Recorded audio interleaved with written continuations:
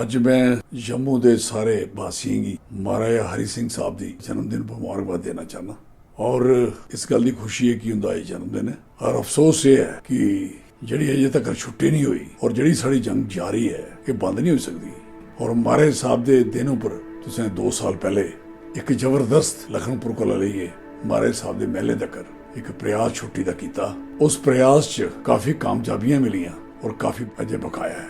ਜਿਨ੍ਹਾਂ ਸੰਘਰਸ਼ ਕੀਤਾ, ਸਟਰਗਲ ਕੀਤੀ, ਉਸ ਬਰਦੀ ਵਰਖਾ 'ਚ ਉਸ ਦਿਨ ਕਿੰਨਾ ਤੂਫਾਨ ਔਰ ਝੱਖੜਾ ਸਰਕਾਰ ਦੀ ਖੁਸ਼ਨਸੀਬੀ ਹੀ ਕਿ ਛੁੱਟੀ ਵੈਸੇ ਹੀ ਐਤਵਾਰ ਹੈ। ਅਦਰਵਾइज ਉਸ ਨਿਰਣਾਇਕ ਫੈਸਲੇ ਹੋਣੇ ਉਹ ਜਿਹੜਾ ਪ੍ਰੋਸੈਸ ਹੈ, ਪ੍ਰयास ਹੈ, ਕੰਟੀਨਿਊ ਹੈ और ये करना ही मैं तुसें इंसान चाहना उहदे फायदे असर अज दिखने ही मिला दा पूरे जम्मू संभाग च और बड़ा असर मिला दा। असर की है अज तो नजर मारो लोकें की प्राउड फील हुआ दा कि वी आर डोगरा। इहदे कोला बड़ी गल की हो सकती है। अज संगीतकार, गायकार, आर्टिस्ट, कलाकार अज बड़े बड़े अच्छे अच्छे गाने कड्ढा देन और कन्ने के नारा लाई उठदे बाद चो जय डुग्गर, जय डोगरा।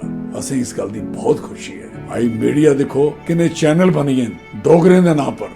आज 2-4 साल पहले चली जाओ पीछे तो डोगरी आखने की लोगों की बड़ी कमजोरी लगती है और कुछ लोग तो शर्म महसूस भी करते हैं। लेकिन खुशी हुई मिगी जिले कठुआ सांबा से निकलता जन्ना तो बड़ा खुश होना कि किसी डोगरे ने अपने नाम पर डुग्गर हवेली कोई यूनाइटेड डोगरा लिखी है अपने चला दे मोबाइल च कोई डोगरा हेरिटेज की गल्लां करा रहे। तो गाने का मकसद ये है कुसे सफेर च चली जाओ, कुसे भी जगह चली जाओ, अज डोगरी का ना है। और ये कन्ने कन्ने अज नोट करोगे जम्मू च डोगरी लैंग्वेज जिहड़ी है जिहड़ी 8 शेड्यूल च जम्मू के लोगों ने लड़ाई लड़ी है। मिगी इस गल की खुशी है कि जम्मू के सारे लोगों ने लड़ाई लड़ी डोगरी लैंग्वेज की 8 शेड्यूल च 8वें शेड्यूल च पाने वास्ते और पाई। और मैं पहला डोगरा में इस गल का प्राउड है कि मैं ओथ भी 5 वारी चौधरी लाल सिंह ने डोगरी भाषा च अपनी ओथ भी लई, कसम भी लई। मिगी इस गल का प्राउड है। जेडे लोग अंग्रेजी और हिंदी दी गल्लां करदे वो भी हुण डोगरी बोलना शुरू होए। बहुत अच्छा। मैं डोगरी आखां कि तुस स्ट्रांग होई जाओ, बी स्ट्रांग, बी यूनाइट। महाराज हरि सिंह साहब की छुट्टी के कन्ने कन्ने सारे को बड़ी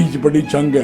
असें जम्मू दी स्टेट बनानी, स्टेट अलग स्टेट इहदे वास्ते प्रयास किया जा और कोशिश है साड़ी। डोगरा स्वाभिमान संगठन पार्टी उहदा आगाज इत्थों होया, शुरुआत भी इत्थों हुई और ये बेइंसाफियां जड़ियां जम्मू के लोगों ने लगातार होंदी आईयां वो दस्से एक जंग ही और जंग है, जंग लड़ी जाएगी। इस करी मैं सारे ही अपील करना सारे लोग अपने अपने मोबाइलें पर आज सारे लिखो छुट्टी चाहने जम्मू स्टेट चाहने।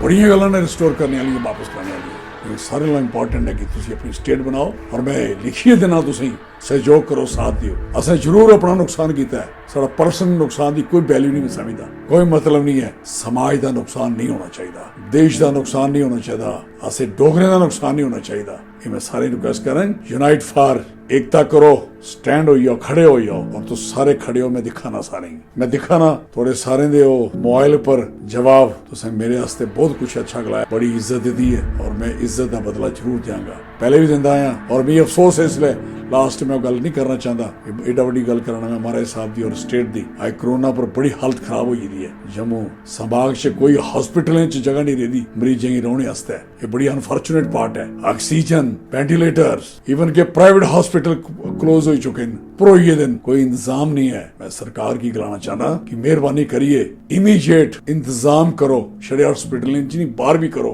लोगों की डर हुई है कि अस बच ही नहीं सकते शायद बीमार हो गए अस्पताल च जगह नहीं है चाहे सरकारी है चाहे प्राइवेट है ये पर विचार किया जा जय डुग्गर जय डोगरा जय हिंद।